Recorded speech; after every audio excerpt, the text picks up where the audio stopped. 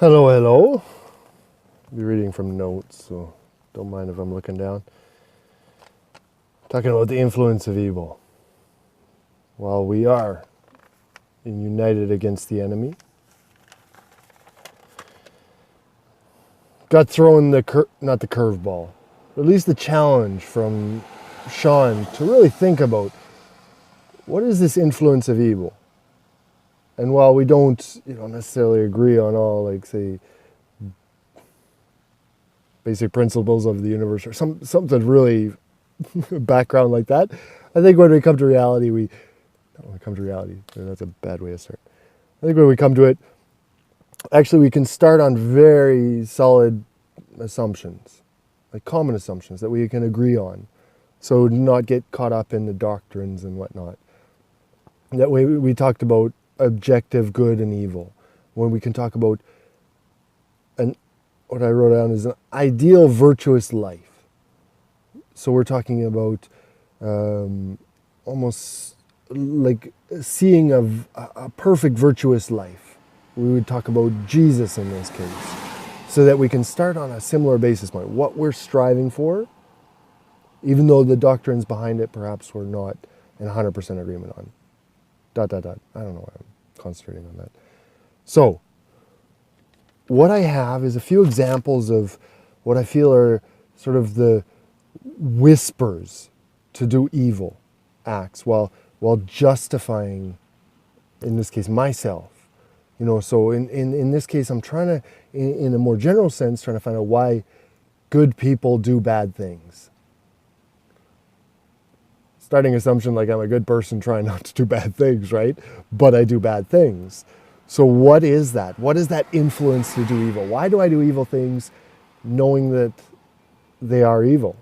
So, starting with that, examples of why good people do evil. Why good people do bad things. Why evil comes into the world. So, what I'm trying to do in that sense is cut off the people like bad people. It's like we talk about psychopaths, people that just aren't capable of just understanding what good is. It's a tough conversation, and I'm not 100% convinced that those people exist, but perhaps they do. And just granting that perhaps they're bad people that just don't know the difference between good and evil in their hearts somehow. So I'm not talking about them, if they exist. I wrote that down as like a star. It's like, oh, by the way, we're just trying to talk about good people that know what good things are. And then we cut it between like two different kind of acts. Doing evil acts knowing that they are evil, consciously or subconsciously somehow, you know that that's not a good thing. Or there's other ones that, not forgiving them, but just saying like, yeah, just ignorance, right? So trying to concentrate on the examples of knowingly acting in ways that you know, or down right. Say it again. Times when I knowingly acted in a way that was unjustifiably unvirtuous. Wow, so I don't like how I wrote that down. Anyways, let's get on to it. So I went through like a few different lists, like different people talking about this similar kind of topic, good people doing bad things, and come up with like 20 different items, like different, like additions of different things together, right? Trying to boil it down into fewer.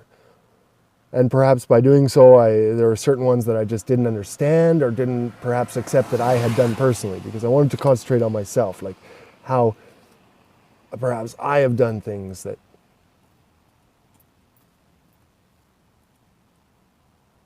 there's someone walking by. My window's open. I don't know why they're walking by on that side. That's the street side. The sidewalk side's on the close. They wanted to listen. Didn't give it a...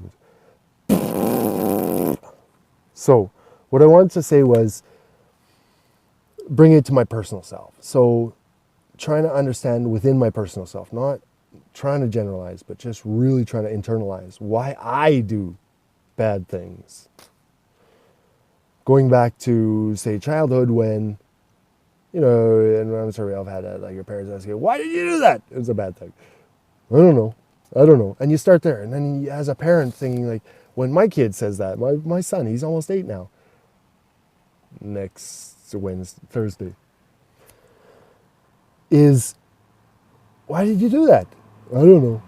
Well, think about it. Like, think about what you're doing. Reflect on what you're doing. That's what we as parents try and instill in our kids. Reflect on why did you do that, so that then you can then touch back in our, I believe, sense, that internal sense of right and wrong.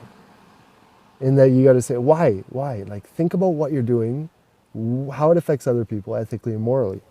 So why I did that? I'm sure I'm growing up. I'm saying I don't know, and even now I'm saying I don't know. So I really want to reflect on it. So the challenge of Sean, just excellent, because that brings me back to what I need to do. I'm already at 5 minutes. Oh, shit.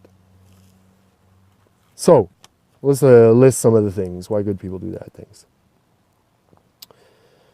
I put number 1 on the list, balancing, having this sort of balance of good and evil.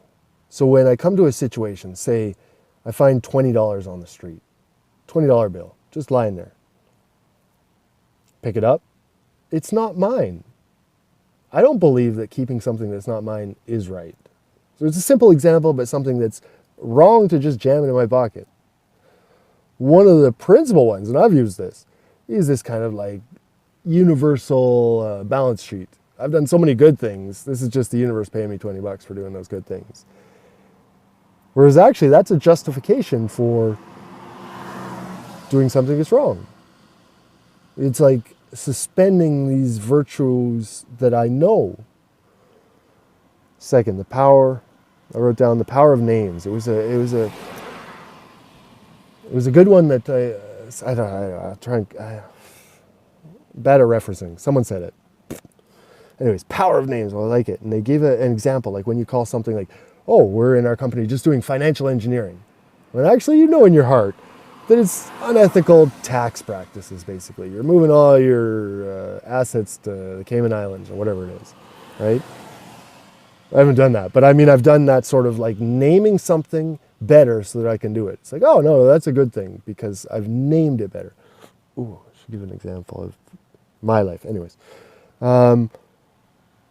Next one I wrote down was along the same lines of suspending your virtue, having some sort of cognitive dissonance. Again, phrase from someone else. Whereas you know you're doing wrong, you know it's wrong, and so, or that there's somewhere inside you, you know it's wrong. Your mind doesn't like having that, like, we're doing wrong, but I'm a good person. So it goes down inside and tries to find something just to either suspend that virtue for this act or to justify it. So when we talk about cognitive dissonance, like suspending the virtue, whether it's denying that it is doing harm, for instance.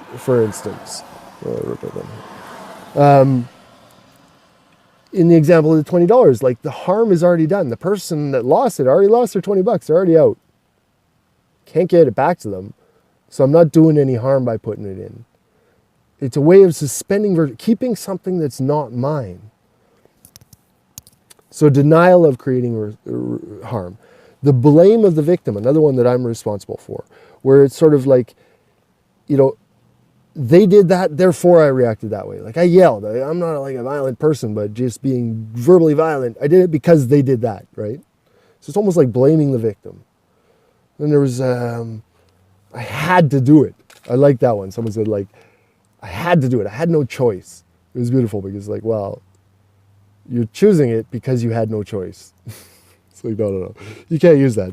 Whereas that comes back to a few different ones where it was conformity, obedience to authority, right? There's a big authority telling you to do it. It's like, okay, I got to do it because, no, you have a choice. I had no choice because someone commanded me to do it. No, you have a choice. Conformity to like social norms. I've been guilty of that many times where it's just like, well, everyone's doing it. Comparison to others. Everyone's doing it. So I justify the thing is like, well, everyone's picking up $20. So of course I would do it. I'm keeping something that's not mine. I'm suspending my virtues. Another one I like, tunnel vision. Like when you have a goal. Goals are good, very positive, 100% great objectives. You have this tunnel vision though to get there. Whereas on the wayside, you're missing prime opportunities, or I'm missing prime opportunities to do good things, ethical things, whereas I see someone, or there's someone beside me that could just use $1 to save their life. But I'm so focused on where I'm going I don't even see them. Even if even like when I just, I'll give them $1. But I just didn't see them because I was so focused on my goal. So despite being a good person that would give $1 to say every single, I shouldn't say, I'm not the type of person that gives $1 to every single person, empty my pocket, and then I say, I'm sorry, I don't have any change. But in that sense, if I see someone and I got $1 in my pocket, I'll give it. Blah, blah, blah, blah, blah. But if I'm tunnel focused, I won't even see the person. Suspending my virtues. Do unto others. It's a great thing. Like, it's that golden rule. Or I think that was the same thing. It was like, when other people are acting badly to you, at least you're returning the favor, say,